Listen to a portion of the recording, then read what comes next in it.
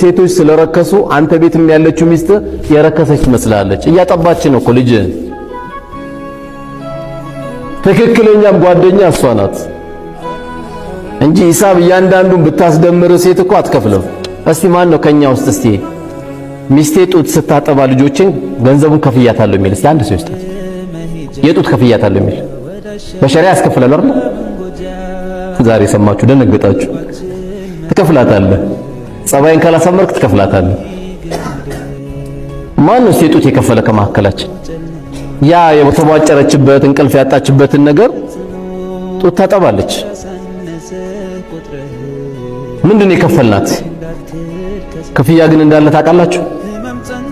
አሁን እኮ እናንተ ክፍያ ይላል እንዴ? አበዛው። ጤፍ እየከሸመትኩ አይደል እንዴ ልትል ነው? እየበላው አይደል አንተ? እሱ ቅቤው የሚቀርበው ለአንተ፣ ሐኒድ በሩዝ ለአንተ ነው የሚቀርበው።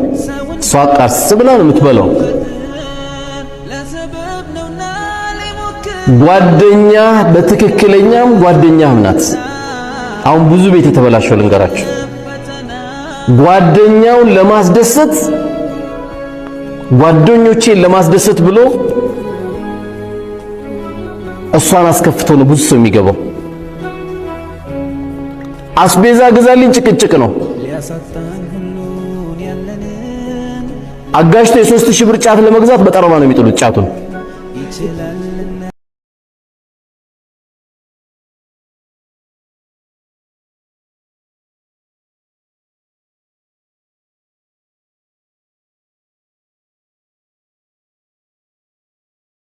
ሂዳያ ያላገኙ ሰዎች ስናይ በጣም እንጨነቃለን።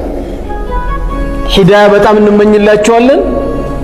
ግን ሂዳያ ከሚነላህ ብቻና ብቻ ነው። ብዙ ሂዳያ የምትመኝላቸው ሊኖር ይችላል፣ ግን እሱ ስጦታ ከአላህ ብቻ ነው። በቃ ኢነከ ላህተህዲ መን አሕበብተ ሰበበ ኑዙሉ ለሳቸውም ቢሆን ሁላችንም ይመለከታል። ብዙ እንዲመሩልን ብዙ ጥሩ እንዲሆኑልን ምንፈልጋቸው አሉ። ነገር ግን ሂዳያ ያለው በአላህ ስብሓነሁ ወተዓላ እጅ ስር ብቻ ነው። ይቀልቡሃ ከይፈ የሻ እንደፈለገ አድርጎ የሚገለባብጠው ጌታ እሱ ነው። ስለዚህ መጥፎ ጓደኛ ይኸው አታይም፣ እስከ ቀብር ድረስ ተከትሏቸው መጣ። አሁንም ብዙ ነገሮችን ማንተው ለምንድን ነው? ለጓደኛችን ብለን።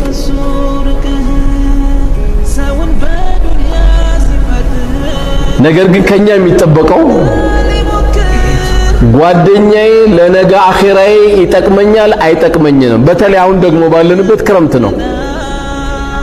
ልጆች ወደ ቁርአን ቤት የሚላኩበት ነው።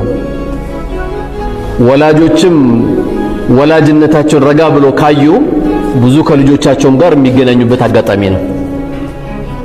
ብዙውን ጊዜ ወላጆቻችን 12 ሰዓት ተነስተው ለከፊሉ እንቁላል ሲጠብሱ፣ ለከፊሉ ኢንዶሚ ሲሰሩ፣ ለከፊሉ ሩዙ ሲሰሩ ሰርቪስ መጣ ተብሎ ደግሞ ይሮጣሉ። ማታ ሲመጡ ደግሞ ያመሻሉ፣ ወይም ቁርአን ቤት ሄደው ያመሻሉ። አባት ያመሻል። በመተኛትና በመነሳት ሐያት የሚያልፈው ቋጣሪ የሆነ ጥሩ ያልሆነ ጓደኛ ገንዘብን ስታወጣ ራሱ ምን ይላል መሰለ?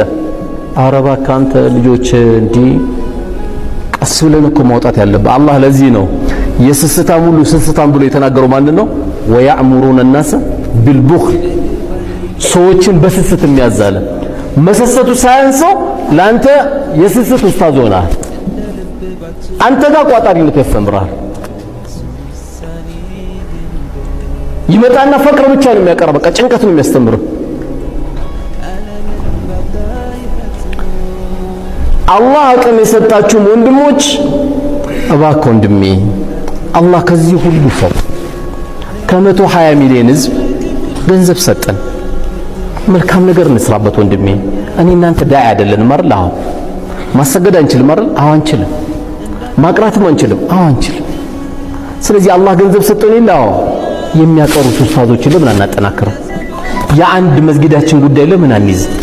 ገጠር አካባቢ ልብስ ያጣ፣ ገጠር አካባቢ ጫማ ያጣ፣ ገጠር አካባቢ እድሜ ልክ ሙሉ የጓሮ ቆጮ ብቻ እየበላ ያለ አለ። እዛ ምን ሰድቅ እዚህ ምን ሰድቅ እያለ ካልሄደ የጓደኛ አይደለም። እሱ የሚያስተምር ምንድነው?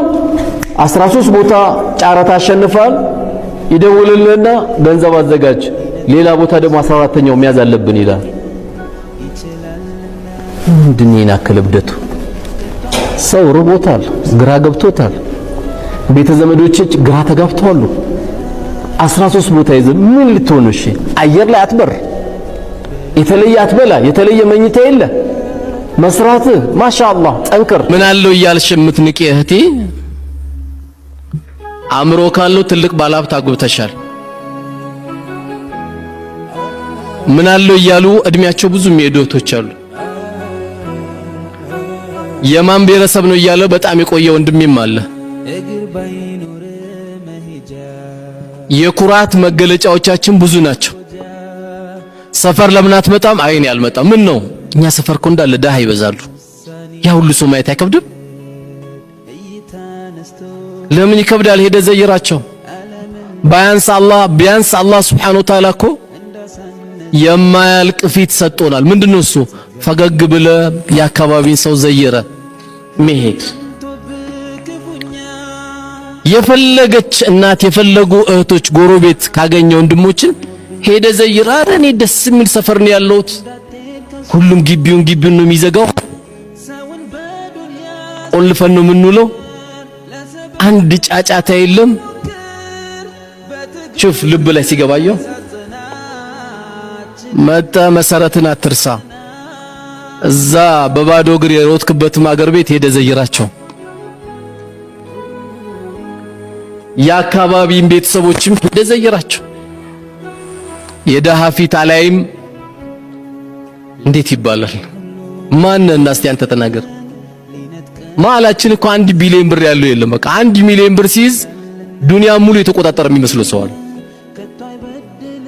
አሁን 1 ሚሊዮን ብር የቀበሌ ቤትም አይገዛም። አልሰማም ይሆናል እሱ ምንም የትም ያደርግልን።